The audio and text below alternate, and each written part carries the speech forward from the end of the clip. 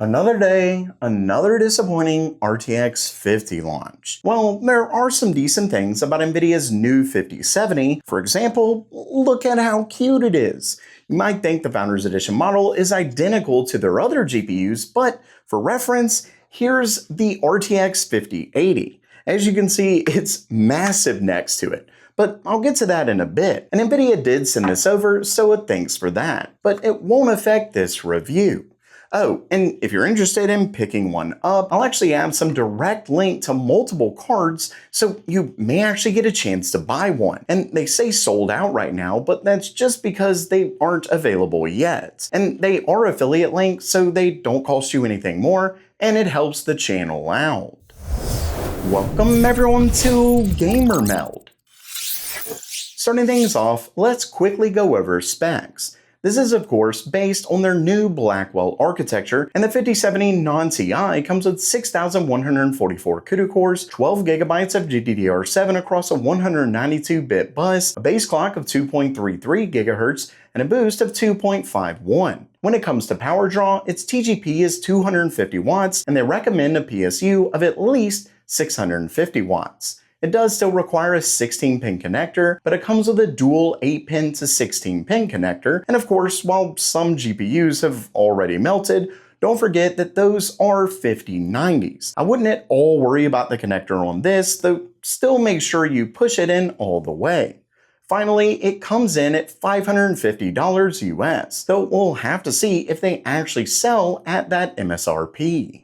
When it comes to the card itself, like I mentioned in the intro, it's very similar to its older siblings, it's mostly just much smaller. But when I looked closer at the internals, I noticed one key difference. Remember that Nvidia was able to get the 5090 into such a small package because they cut the PCB on both sides to allow the air to flow directly through the heat pipes and out the other end. Nvidia partially did this with the 4090, but it was only on one side, while the 5090 and 5080 have it on both sides. So they have to cut the board down to an impressive level. But when I saw the 5070, I was honestly shocked. I had no clue how they could cut it down this small. Well, they didn't. You may not be able to see it here, but they only cut out one side, similar to the 4000 series. So it ends up blowing the air through the PCB on one side instead of straight through on both. Obviously, it just didn't need as much cooling, so that's fine either way. It's just interesting to see the different design choices. Oh, and the 5070 doesn't have the LEDs behind the logo. Either way, it's still a dual slot design, and it comes with 3 DisplayPort 2.1b ports and 1 HDMI 2.1b port. And this brings us to performance. For this, I compared the 5070 to the 4070 Ti, the 7900 XT, and the 7800 XT. Of course, with the 9070 XT and 9070 just days away, we'll have to see how it does against those as well. But depending on what AMD decides to do with their last gen, it could still be a good comparison.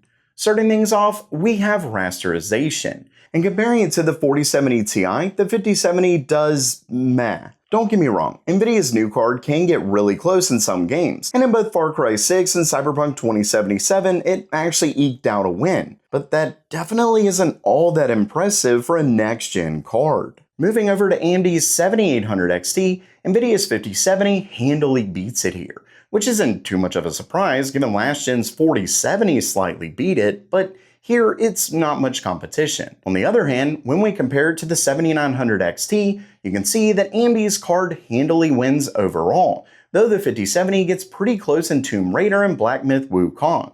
But in most benchmarks, AMD is clearly the winner. With that said, when we move over to ray tracing, things start to turn around, though it ultimately depends on how much ray tracing is used in the game, and whether it's enough to let the 5070 catch up to the 7900 XT. Regardless, it at least gains ground in every game. For example, in F1 2023, the 5070 actually gets close to AMD's 7900 XT, but it gets crushed in rasterization.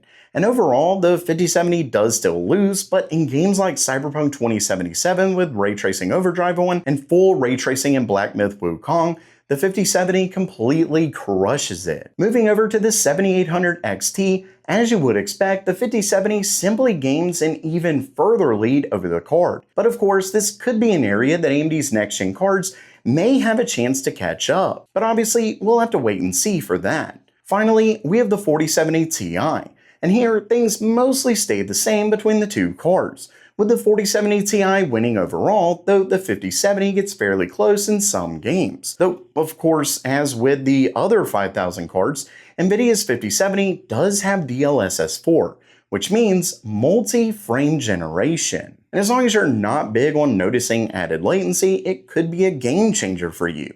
I mean, we are talking around double what regular frame gen can get. And of course, AMD currently doesn't have anything to compete, which is certainly something to keep in mind. So what does all of this mean? Well, Nvidia's RTX 5070 would look like a pretty decent upgrade over the 4070. I mean, we usually expect it to be at the level of the next card up, with the new generation at least, and yeah, it's somewhat close, but the issue really comes down to one thing: their RTX 4070 Super. Unfortunately, I wasn't able to get one for this review. I really tried, but they're almost impossible to find right now. With that said, if we look at the performance compared to the 4070 Ti, you can see that it gets pretty close. So this really doesn't feel like much of an upgrade. Like with the 5070 Ti, it just feels like Nvidia is solely relying on multi-frame generation to see a real upgrade here. Don't get me wrong, it is impressive, but it's not going to be in every game. There are latency issues, etc. To make up for this, Nvidia is effectively offering a $50 discount, which is nice, but at the end of the day, it just doesn't feel like a true generational upgrade. So while that does it for today, what do you think about Nvidia's new RTX 5070? Is it a great upgrade or what? Let me know down in the comments below. And if you liked the video, please subscribe and give it a thumbs up. And as always, have a great day.